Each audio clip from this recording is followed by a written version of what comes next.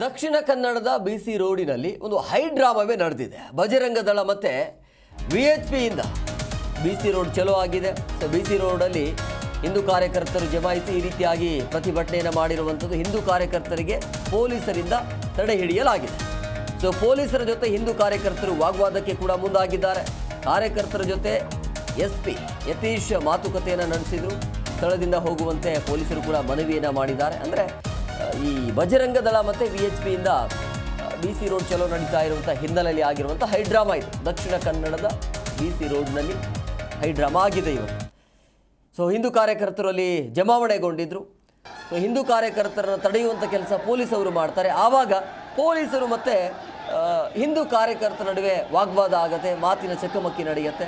ತದನಂತರ SP ಅವರು ಬರ್ತಾರೆ, ಕಾರ್ಯಕರ್ತರ ಜೊತೆ ಮಾತುಕತೆಯನ್ನು ಮಾಡ್ತಾರೆ. ಅಲ್ಲಿಂದ ಸ್ಥಳದಿಂದ ಹೋಗಬೇಕು ಅಂಥೇಳಿ ಮನವಿಯನ್ನು ಮಾಡ್ತಾರೆ. ದೃಶ್ಯಾವಳಿಯಲ್ಲಿ ಕೂಡ ನೀವು ಗಮನಿಸ್ತಾ ಇದ್ರಿ. ಇವತ್ತು ದಕ್ಷಿಣ ಕನ್ನಡದಲ್ಲಿ BC ರೋಡಿನಲ್ಲಿ ಒಂದು ಆಗಿರುವಂಥ ಹೈ ಡ್ರಾಮಾ, ಜೊತೆಗೆ ಅಲ್ಲಿ ಚಲೋ ನಡೀತಾ ಇರುವಂಥದ್ದು. BC ರೋಡ್ನಲ್ಲಿ ಕಾರ್ಯಕರ್ತರು ಪ್ರತಿಭಟನೆಯನ್ನು ಮಾಡಲಿಕ್ಕೆ ಮುಂದಾಗಿದ್ದಾರೆ. ಆ ಪ್ರತಿಭಟನೆಯನ್ನು ತಡೆಯುವಂಥ ಕೆಲಸಕ್ಕೆ ಪೊಲೀಸ್ನವರು ಮಾಡ್ತಾರೆ. ಈ ಟೈಮಲ್ಲಿ ಕಾರ್ಯಕರ್ತರು ಮತ್ತು ಪೊಲೀಸರ ನಡುವೆ ವಾಗ್ವಾದ ಆಗುತ್ತೆ, ಮಾತಿಗೆ ಮಾತು ಬೆಳೆಯುತ್ತೆ. ತದನಂತರ SP ಅವರು ಬಂದು ಮನವಿಯನ್ನು ಮಾಡಾದ ನಂತರ ಕೊನೆಗೂ ಕೂಡ ಕಂಟ್ರೋಲ್ಗೆ ತರ್ತಾರೆ.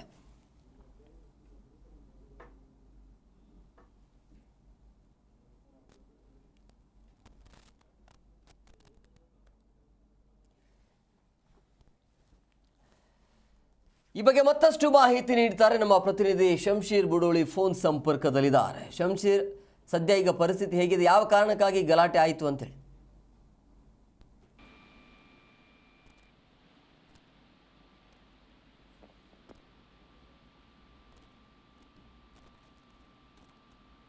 ಹೌದು ಹೇಮಕುಮಾರ್, ಒಂದು ಪ್ರಚೋದನಕಾರಿ ಹೇಳಿಕೆ ಹಿನ್ನೆಲೆಯಲ್ಲಿ ಈ ರೀತಿಯಾದಂತಹ ಒಂದು high drama ಸೃಷ್ಟಿಯಾಗಿರುವಂತದ್ದು.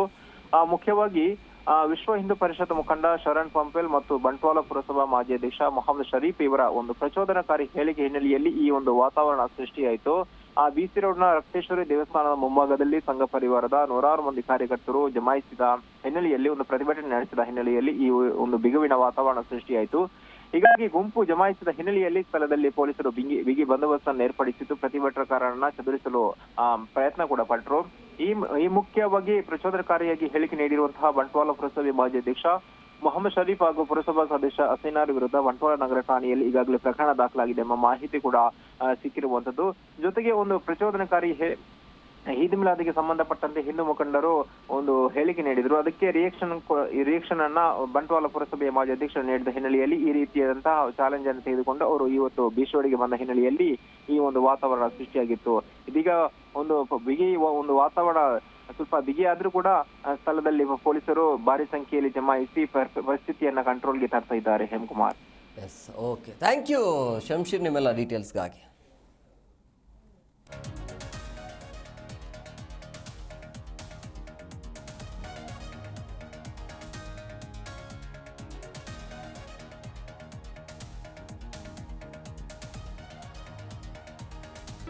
G Kannada news ಈಗ ನಿಮ್ಮ ಮನೆಯಲ್ಲೇ ನೋಡಿ.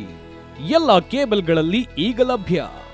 ಸನ್ Direct 292, Jio TV 1334, U digital 162, city cable 51, GTPL 17, Abhishek cables 821, Rockline telecommunication 51, Shri Basaveshwara number 60, Vinayaka digital number 53, in digital number 896ರಲ್ಲಿ ನಿಮ್ಮಿಸ್ತದ ಜಿ ಕನ್ನಡ ನ್ಯೂಸ್ ನೋಡಿ ಆನಂದಿಸಿ.